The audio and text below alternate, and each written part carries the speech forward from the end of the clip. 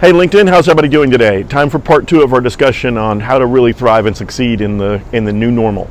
Last time we talked about focusing on very functional solutions for customers, things that are transactional, and I said the next conversation we'd get into would be more experiential, so let's go there. One thing is true about entities, businesses that do well meeting consumers' experiential needs is they're very good at segmenting the market. So if you think about Uber, most people can use a taxi cab, and so the market's really broad, and you just come out with something that's more functional and you serve a big portion of the market. If you're going to do something deep and experiential, if you're really going to engage a customer to a high degree, you can't hope typically to go for giant sections of the market. If you're going to be meaningful to a group of customers, you need to get to know them really well. And one of the first things you need to do is figure out what that group of people, be they businesses or humans, are like and how you engage them. So segmentation, understanding a group of customers who have a need that you can serve and making that a very identifiable group of customers is important. And then really engaging those customers and delivering value to them at every step of the way is equally important.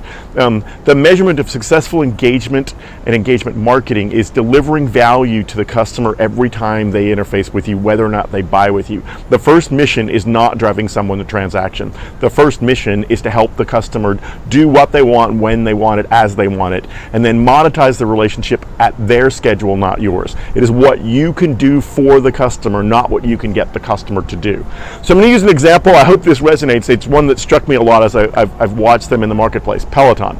Right, so certainly Peloton wants to sell bicycles, but equally Peloton wants to help customers have a better exercise life all the way around, with or without the bike. That's why the app supports more than just people on a Peloton bike. It supports people on any bike, and it also supports people doing all sorts of exercises, from yoga to running to weightlifting, right? All of that can be supported in the app. The website has great content on it. They've built a really intense community of people who are into this collaborative workout world, right? It's a tribe effect. If you're engaged in Peloton, typically you're somebody that really gets motivated by working out with other people, by competing with people, by being pushed by instructors and other humans, and it's a very immersive experience, right? And you would find Peloton people will tell you that they always enjoy their interaction with Peloton, be it the app, the website, the actual bike, and they really are motivated to go back more and more. They have created a very immersive health experience. Alan shared a stat with me just yesterday, which prompted me to go for the video, that says people who have a Peloton bike ride it 17 times a month, yet only 18% of people who have a gym membership ever use it. Think about the dichotomy there. Is it because Peloton's all that better, or is it because Peloton is naturally selected the group of customers who really are very health conscious and engaged, and so they already were predisposed to be active users of Peloton?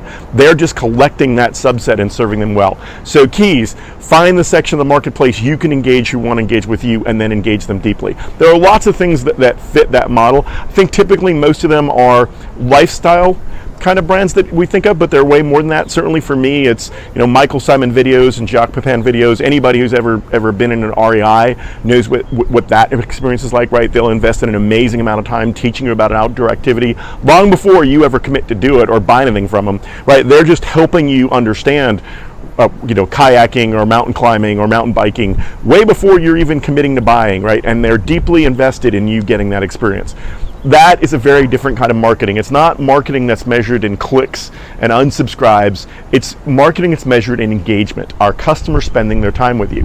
And again, similar to the transactional side of things, when you're trying to do something functional, the frequency with which I bring you into my life relates to what you do for me. So certainly if you're Peloton and we're talking about health, the fact that I like riding this bike or working out 3, 4, 5 times a week means we have lots of chance for me to interact with you and your brand and bring your experience into my life. Equally though, there are big events that may not happen very often, but where I need deep engagement. Think about couples getting married in a brand like The Knot, and how well The Knot does helping people navigate the whole experience of planning a wedding.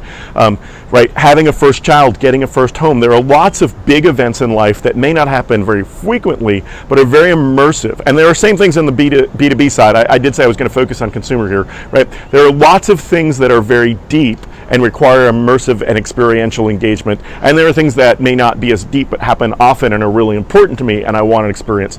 The key is, again, identify your customer, engage them deeply, deliver value, and you will find that they will pull you into their life and want to do business with you. And I think what is most important is it is an amazingly defensible brand position. When you become a brand that I as a customer deeply pull into my life and interact with often, frequent, and deeply, it is very, very difficult for a competitive brand to come in and unseat you.